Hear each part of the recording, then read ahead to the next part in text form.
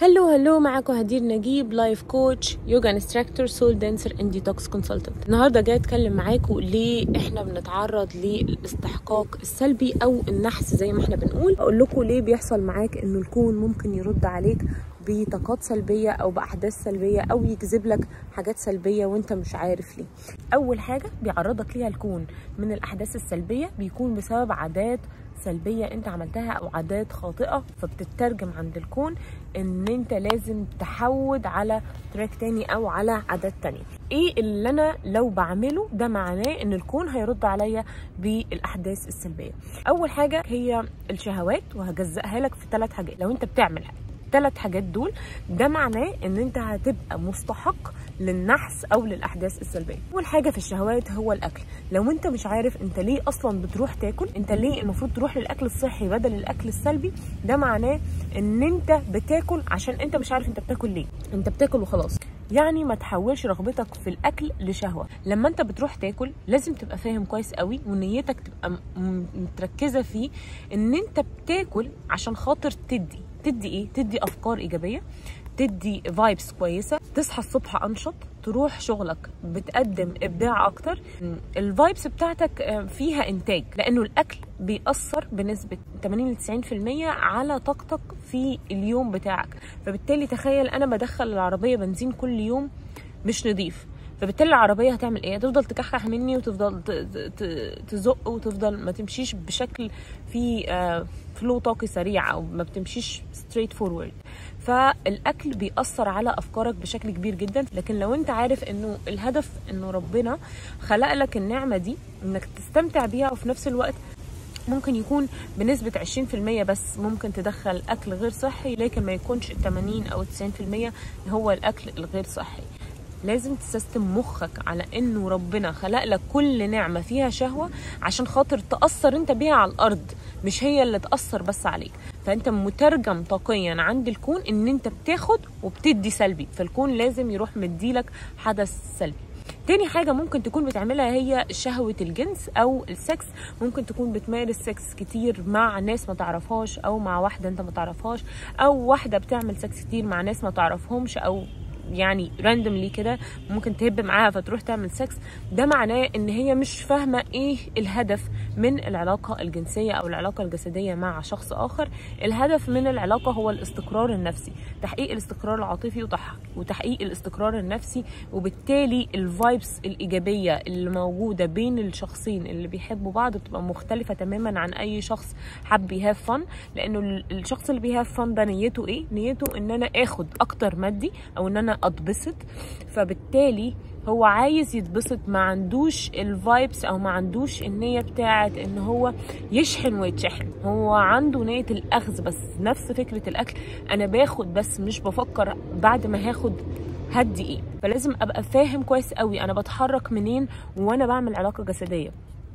ومن المهم جدا ابقى فاهم انه اصلا العلاقه الجسديه اتعملت للبارتنرز الاثنين اللي هيكونوا في بينهم استمراريه، لان هما الاثنين بيبقى نيتهم ان هما يعملوا تعمير واصلاح ونفع للارض. لان هما الاثنين بيبقوا نيتهم انه يبقى في استقرار نفسي او حاله من اللي يعملوا عطاء ايجابي ويشحنوا بعض بشكل ايجابي. فبالتالي هما الاثنين يأثروا على الحياه كلها بشكل ايجابي. ثالث نقطه ممكن تكون بتعملها هي انك بتقعد قصاد المسلسلات، بتنزل على الكافيهات كتير، بتقعد على القهوه كتير، ما بتعملش اي حاجه غير ان انت قاعد كسلان ما بتعملش اي حاجه. دي من اهم الحاجات اللي بتجلب لك احداث سلبيه او بتجذب لك استحقاق سلبي، اللي هو النحس اللي احنا بنقوله باللغه العاميه. بتجذبه لك لانك انت بتقول للكون ان انا باخد وما بديش برضو، انا قاعد كده ماليش لازمه. الكون مترجم ان انت ما بتنتجش، الكون مترجم ان انت مستهلك فقط. فبالتالي لازم يديك حدث سلبي عشان تفوق وتبتدي تنتج. الفكرة العامة اللي انت مش بتبقى مدركها هي ان انت هنا عشان خاطر تنتج، او عشان خاطر يبقى حتى لو مش بتشتغل الفايبس بتاعتك بتكون بتنتج. ازاي؟ ان انا لو ذبذباتي محافظ عليها وذبذباتي صحية، كل ما هقعد مع حد هساعده ان هو يبقى عنده uplifted spirit، يعني السبيريت بتاعته تبقى عاليه او الفايبس بتاعته تبقى عاليه. انا لو قاعده معاك وعندي فايبس كويسه ومشاعري هاديه وعندي استقرار نفسي، ايه اللي هيحصل؟ انا هساعدك انك تحس كده. ما هو انا ما بشتغلش وما بقدمش اي حاجه، بس انا بالفايبس بتاعتي كنت نافع ليك. فهو الكون لازم يشوفك بتشتغل على نفسك في اي جانب من الجوانب عشان يبتدي يساعدك ان انت تاخد احداث سلبيه.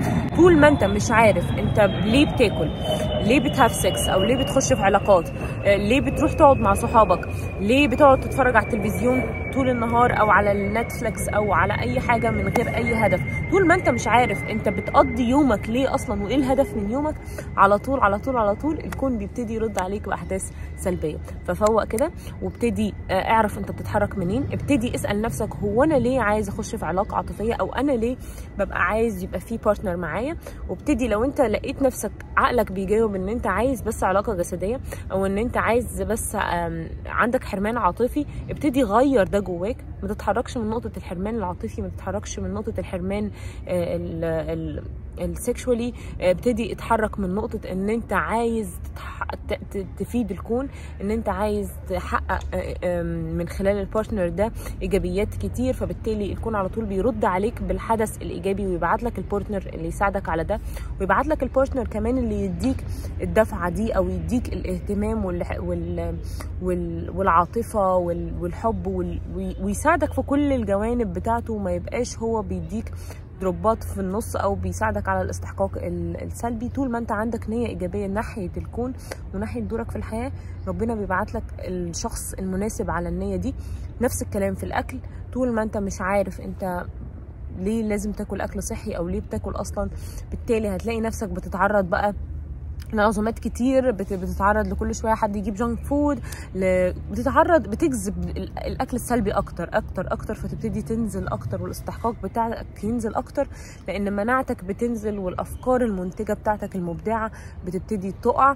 فكل ده المفروض تظبطه وتحطه في دماغك، وتبتدي تعرف هتتحرك ازاي وتنطلق. اشوفك في فيديو تاني. لو عجبك الفيديو ما تنساش تدوس لايك وتعمل سبسكرايب للشانل، وكمان تبعت الفيديو لاي حد لو استفدت. واشوفك في فيديو تاني، وبعت لي او سيب كومنتس، انا برد على كل الناس. باي باي.